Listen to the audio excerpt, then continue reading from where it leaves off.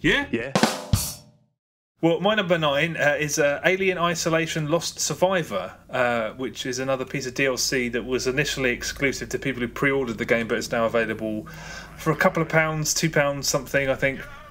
I spoke about Crew Expendable a couple of weeks ago, and this is a similar length to that, so about 15 minutes, but it's much better, and that's largely because it plays very, very directly to the strengths of the main game, and it basically has you reenacting the sort of final stretch of Alien, the film.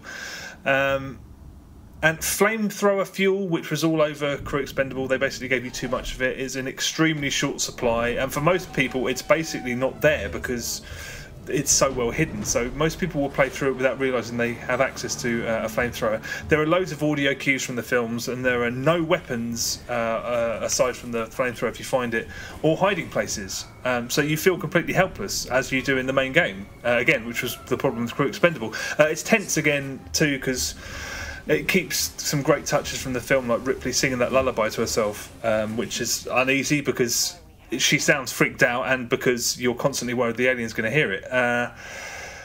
It's disappointing that it's so insubstantial because it's 15 minutes long. It barely exists. I mean, it's £2 to £3 or whatever, but I don't recommend spending that for 15 minutes. It's a very small bit of the main game, which is better than whatever the hell Crew Expendable was. It offers some of the same pleasures as the main game, but it's too expensive. So I wouldn't recommend it, but it's better than Crew Expendable, so that's something, I suppose. Well, that's so weird. 15 minutes. Like, what? Why? Why is it that short? I don't get that, because that sounds like around the same price tag as a Walking Dead episode. And, yeah, exactly. And that's like an hour and a half. Yeah, I think they were just trying to get fans of the movie to invest in the pre-order editions and whatnot, because they're not. This is not anything that's worth money for. It's a nice trinket, I suppose, if you pre-ordered, but I don't recommend anyone pay money for it.